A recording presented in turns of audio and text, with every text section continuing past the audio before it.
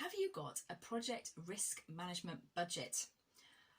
I think this is something that project managers often try to get through and can't, or just don't ever think about in the first place. But it costs money to manage risk, and we need to have some provision in our project budgets for that. I'm Elizabeth Harrion, and today I want to talk about a common issue I see with budgets, especially when budgets are overspending. One of the common issues that we see is that there was never a risk budget in the first place, and the activities required to manage risk are costing money, and that money was never budgeted for.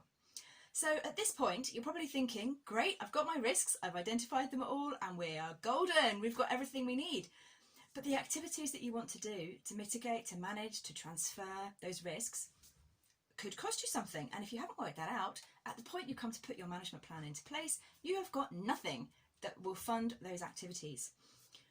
You might think it's too late to go and ask for a risk budget now, but it's not really.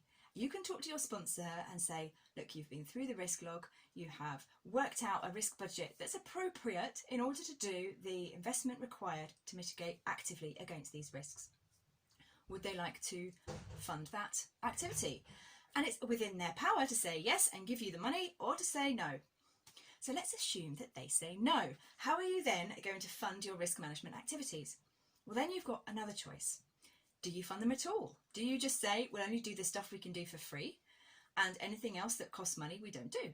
That's one, risk-based choice that the project board or the steering group can take. Or they might be prepared to compromise on other areas of the project in order to move money from where you've got money over here for certain tasks over to here where you have got the option to spend that money instead on your risk budget. So again, it's a conversation to have with your project sponsor and perhaps the wider steering group. I would put together a proposal that says, this is the particular risk, this is what it's going to cost because we want to do this activity, and therefore we are asking for whatever at the end of the day. And leave it open to them. If they then choose to not go ahead with funding any risk management activities, lesson learned for you for the future to make sure you are budgeting for risk management on future projects. But in this case, there's a limit to how much you can do with zero money. So do what you can, but continue to raise an issue around the fact there is no money to pay for the risk mitigation or management activities that you would like to be doing.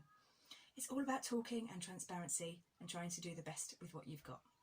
All right, that's the tip for today. I'll see you in my next video. Bye.